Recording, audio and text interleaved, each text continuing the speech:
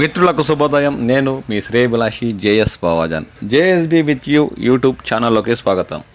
ఉమ్మడి చిత్తూరు జిల్లా పరిధిలో మామిడి సీజన్ దాదాపు పూర్తయిన తర్వాత కూడా ఇప్పుడు చిత్తూరు జిల్లా పరిధిలోని వీకోట, బంగారపాలెం పరిసర ప్రాంతాల్లో ఉన్న మామిడి తోటల్లో తోతాపూరి మరియు నీలం రకం మామిడి అరకొరగా ఉండి ఆ కోతలు మొదలుపెట్టి బంగారపాలెం మామిడి మార్కెట్ యార్డు తరలిస్తుండడంతో వాటి ధరలు ఆకాశాన్ని అంటుతున్నాయని స్థానిక వ్యాపారులు పేర్కొంటున్నారు.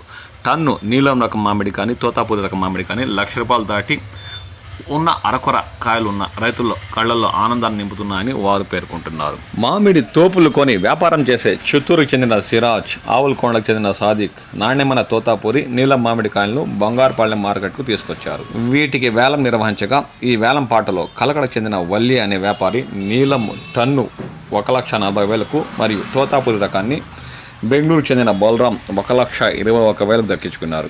ఈ సంవత్సరం సీజన్ చివరిలో మామిడి రికార్డ్ స్థాయిలో అమ్ముడుపోతున్నాయని వారు పేర్కొంటున్నారు. చిత్తూరు జిల్లా రామకుప్పం మండలంలో తోతాపూరి మామిడి ధర పెరగడంతో రైతులు ఆనందం వ్యక్తం చేస్తున్నారు. సీజన్ ముగింపు దశకు చేరుకోవడంతో ధర ఊపందుకుంది. మొన్నటి వరకు కిలో 45 నుంచి 55 వరకు పలికిందని, దీంతో రైతులు వ్యాపారాలు ఉన్న కాయలను కాపాడుకుంటూ నష్టాలు కొంతైనా పూడ్చుకునేందుకు సస్యరక్షణ చర్యలు పూనుకున్నారు. తాజాగా వరలక్ష్మి వ్రతం పండుగ సందర్భంగా తోతాపూరి ధరలు అమాంతం పెరిగిపోయాయి.